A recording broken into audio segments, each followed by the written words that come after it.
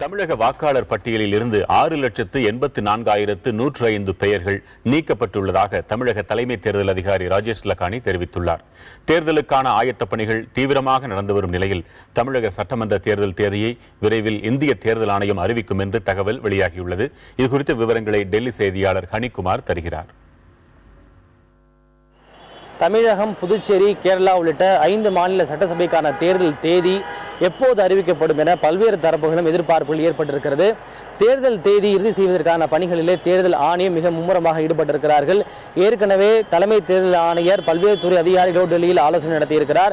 அதே போல எந்தெந்த மாநிலங்களில் தேர்தல் நடைபெறுகிறதோ அந்தந்த மாநில தலைமை தேர்தல் ஆணையர்கள் டெல்லியில் நடைபெற்ற கூட்டத்தில் கலந்து கொண்டு ஆலோசனை நடத்தியிருக்கிறார்கள். தலைமை தேர்தல் ஆணையர் நஜீம் ஜெய்தி உள்ளிட்ட தேர்தல் ஆணையர்கள் கடந்த பிப்ரவரி 10 மற்றும் 11ஆம் தேதிகளில் தமிழகம் மற்றும் புதுச்சேரிக்கு வருகை தந்து அனைத்து கட்சி தலைவர்கள் மற்றும் பல்வேறு துறை அதிகாரிகளோடு தேர்தல் நடத்துவது தொடர்பாக ஆலோசனை நடத்தியிருக்கிறார்கள். கடந்த சில நாட்களாக டெல்லியிலும் அது தொடர்பான பணிகள் நடைபெற்று வருகின்றன. பல்வேறு துறை அதிகாரிகளோடு அவர்கள் ஆலோசனை நடத்தி கொண்டிருக்கிறார்கள்.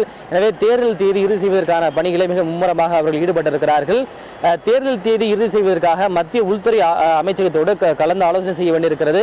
அது தொடர்பான கோப்புகளை இன்னும் சில நாட்கள் அவர்கள் அனுப்பி வைக்கிறார்கள். ஏனென்றால் தேர்தல் நடைபெறுகின்ற போது CISF, CRPF உள்ளிட்ட படையினர் தான் பாதுகாப்பு வழங்க வேண்டும். எனவே இந்த CISF, CRPF போன்றவை எல்லாம் மத்திய உள்துறை அமைச்சகத்தினுடைய கட்டுப்பாட்டில் வருகிறது. எனவே அவர்களோடு அது தொடர்பாக கலந்து ஆலோசனை செய்ய வேண்டியிருக்கிறது. அவர்களோடு கலந்து ஆலோசனை செய்யப்பட்ட பிறகு இது தொடர்பாக இறுதி முடிவு எடுக்கப்படும் என தெரிகிறது. எனவே விரைவில் தேர்தல் ஆணையம் இந்த தேர்தல் தேதி அறிவிக்கும் என எதிர்பார்க்கப்படுகிறது.